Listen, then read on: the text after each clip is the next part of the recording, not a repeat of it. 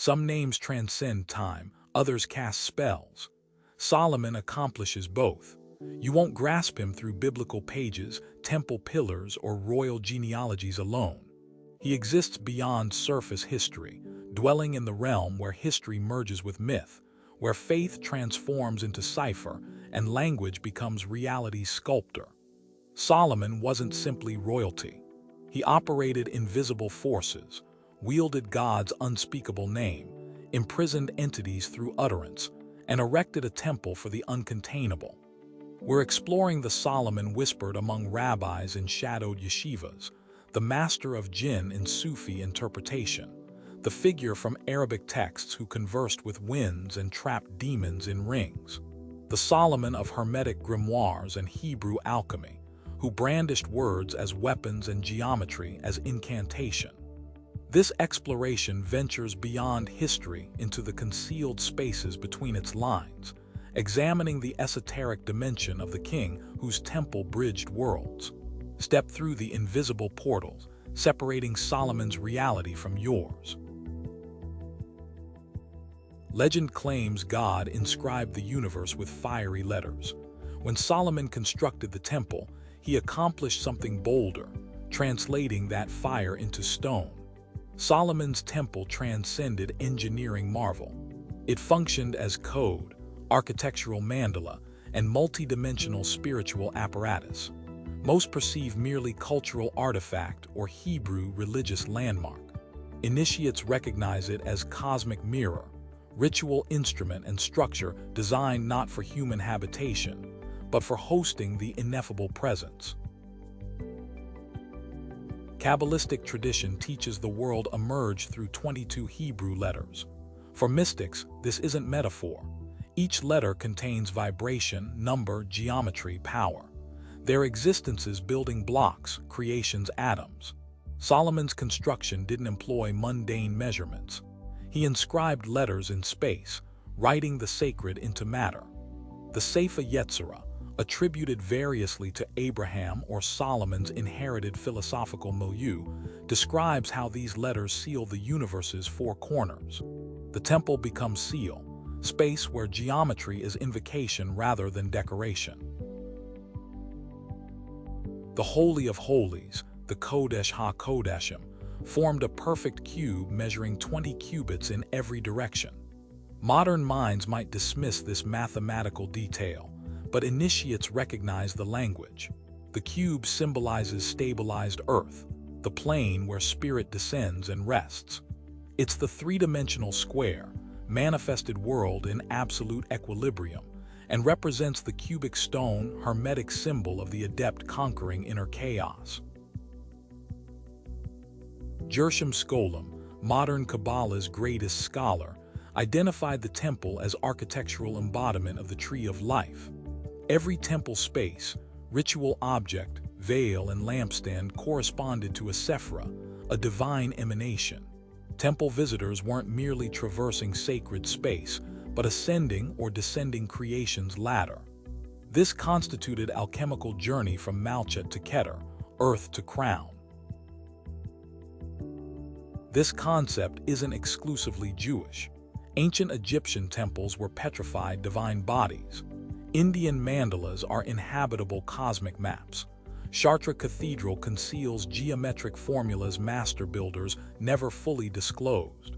Across traditions, architecture isn't art but magical operation. Like every esoteric architect, Solomon didn't work alone. According to Kings, he collaborated with Hiram Abiff, the master craftsman from Tyre, an initiate in metal and fire mysteries who forged sacred implements. On subtler levels, Hiram represents pagan knowledge fusing with Hebrew revelation, uniting wisdom's modernity artificially separated. Who provided Solomon the temple plans? Biblical accounts credit divine revelation. Apocryphal and Gnostic texts challenge this. According to the Testament of Solomon, a 2nd or 3rd century manuscript, Solomon learned temple secrets from underworld entities, not angels but demons. One was Asmodeus, Persian lore's demon, captured by Solomon using a magical ring from an angel. This ring controlled invisible forces, compelling spirits to raise the structure.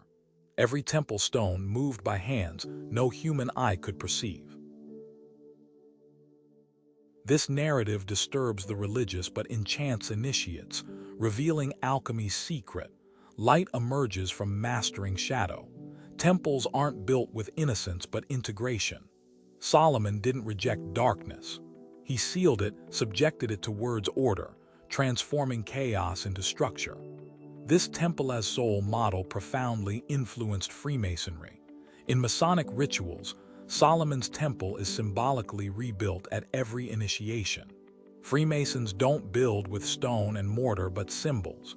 Each degree reveals new temple chambers, not physical locations but consciousness states. Solomon's temple never truly ceased existing. Though historically destroyed, esoterically it continues being built stone by stone within each seeker. The temple is labyrinth. No direct entrance exists, no visible staircase. Every step demands silence. Every symbol is key. Every door trial. At the labyrinth's center lies emptiness. The Holy of Holies was vacant. No image, throne, or altar. Only space where the Shekinah, divine presence, hovered. A place meant for the unnameable. This is the temple's greatest mystery. It was built for silence, for the invisible. On the surface, Solomon's story tells of kingship, but in its depths, it narrates a magician's tale. Like every archetypal magician, he possessed a power object, a ring. This wasn't mere ornament but seal, boundary between visible and invisible. Jewish tradition engraved it with the Shem ha-mephorash, God's 72-letter name. This ring allowed Solomon to command forces ordinary mortals dared not name. Before discussing the ring, we must understand name power. In antiquity, names weren't labels but vibrational essence. Knowing something's name meant grasping its metaphysical structure, mastering it. Like ancient Egyptian rites where knowing Ra's secret name granted sun control, or Hindu rituals where mantra is deity's sound itself. In Hebrew tradition, God's name goes unspoken because speaking is invoking. Solomon, according to Kabbalah, knew more than just the name. He knew all 72 names derived from mystical reading of 3 Exodus verses. These names form through alchemical permutation, creating vibrational ladder, cosmic keyboard. Each name is code, each code is key. The Shem ha-mephorash isn't therefore word but coded energy field. Whoever bears it, as Zohar rabbis say, touches creation's roots. This name, tradition holds, was engraved upon Solomon's ring, enabling the king to seal contracts with the invisible. In the Testament of Solomon, an angel named Michael gives Solomon the ring. With it, the king invokes, interrogates, and subjugates demons and spirits. The first captured is Ornias, a spirit draining life force from youth. Solomon doesn't destroy him but questions him, seeking to understand his origin, operation, governing star. This is crucial. Solomon doesn't exorcise, he interviews. The wisdom seeker doesn't eliminate chaos but comprehends it. Eventually, Solomon captures 72 spirits, each with unique function, appearance, and domain. They're described in detail. Some have multiple heads, others ride dragons, some teach sciences, others induce delusions. All are puzzle pieces, echoes of world powers, raw nature, and psyche forces. These 72 spirits appear in the Ars Gotia, first part of the famous grimoire Lemegeton or Lesser Key of Solomon. They're called Hell's governors, but Hell must be understood Greek style as Hades, the inner world, deep unconscious, reality's underworld. Medieval European grimoires transformed these spirits into demons, but ancient Solomonic texts treated them as nature forces and astral intelligences. Later esoteric traditions go further, claiming each 72 spirit is an inverted face of one sacred name. Each demon is divine energy's shadow reflection, union of opposites. Again, alchemy between name and number. As Eliphas Levi wrote in Dogma and Ritual of High Magic, Solomon's ring will circle armed with word's sword. He who possesses it justly fears neither hell nor heaven. But beware, the ring is symbol, not physical object. It's the inner power image of an initiate who knows names, masters the word, and fearlessly confronts his own shadow. Perhaps this is the testament of Solomon's greatest lesson. The spirits he masters aren't only external but projections of human passions, fears, desires, obsessions. Each imprisoned spirit is psyche portion illuminated by consciousness. Solomon, then, is perfect alchemist. He doesn't expel demons but orders them, interrogates them, transforms them into inner temple laborers. This vision is shared by Hermetic, Sufi, Gnostic, and Tantric Hindu traditions. Mastering the world isn't subjugating others but placing one's impulses in service of something greater. In Islamic tradition, the Quran presents Solomon as prophet commanding winds, birds, and jinn. In Surah and Naml, spirits work for him, building palaces, fetching thrones instantly. When Solomon dies, his staff holds his body upright. Only when worms consume it do the jinn realize he's long dead. This image is powerful, showing even subtle forces bow to power's appearance.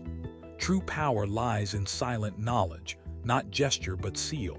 Solomon's ring, then, is metaphor of will aligned with wisdom, language's dominion over chaos. The 72 spirits, far from infernal horrors, are abyss teachers, involuntary guides whose voices only those daring to enter silence can understand. Genuine wisdom is never comfortable. It's a blade cutting through illusion so precisely the world seems naked, shapeless, almost unbearable. Solomon, Shlomo in Hebrew tradition, derived from shalom meaning peace, bears this name not because he lived peacefully, but because he understood the abyss between comprehension and madness and chose to dwell there. When Solomon requests wisdom in kings, he's not asking governing cleverness but access to logos, creative word, primordial language through which all things formed. The word used is chachma, found in Zohar as second sephira beneath Keter, the crown. Chachma isn't intellectual knowledge but creation spark within divine mind. This wisdom is pure fire, and fire touched prematurely burns. In apocryphal texts like Wisdom of Solomon, traditionally attributed to the king but composed by Hellenized Jews in the 1st century BCE, we find mystical wisdom portrayal as living entity, feminine, seductive, luminous, terrifying. Solomon says wisdom sits beside God's throne and he loved her more than scepters and crowns. The image is clear. Wisdom isn't attribute but presence, and this presence demands total surrender. Solomon knew too much. He understood star rhythms, psyche flows, angel names, demon impulses. He understood bird language, a Sufi symbol of soul liberated from body. He interpreted dreams and silences. He knew the unpronounceable name secret. This wisdom was too much for one man. Ecclesiastes, attributed to Solomon though composed later, reveals this paradox's heart. With much wisdom comes much sorrow. The more knowledge, the more grief. This isn't nihilism but initiatory diagnosis. Those who see too much also see the void. Those understanding the world's gears know they turn on impermanent axes. Ecclesiastes Solomon isn't triumphant king but weary initiate, saying everything is vanity, hebel in Hebrew meaning vapor, mist, something slipping through fingers. For him, reality is fleeting, the world a puppet theater whose strings he sees too clearly. That vision brings melancholy rather than glory. Harold Bloom claims Solomon is literature's first divided self-figure, simultaneously master and slave of his own lucidity. Proof lies in his personal life. The same man preaching wisdom fidelity becomes lost among 700 wives and 300 concubines, not indulging pleasure but seeking something 1,000 bodies cannot give. Complete understanding of the primordial feminine. Religious texts describe these women as traps. In esotericism, they're archetypes, each representing soul aspects Solomon tries but fails to assimilate. Eternal dance of feminine and logos, fascinating, never resolved. In Islamic mystical tradition, Solomon is Al-Hakim, the wise, but his wisdom led to arrogance, causing temporary throne loss to a jinn who assumed his form. In Lithuanian Kabbalah, Solomon is middle gate master, knowing light and shadow sides, therefore completely held by neither.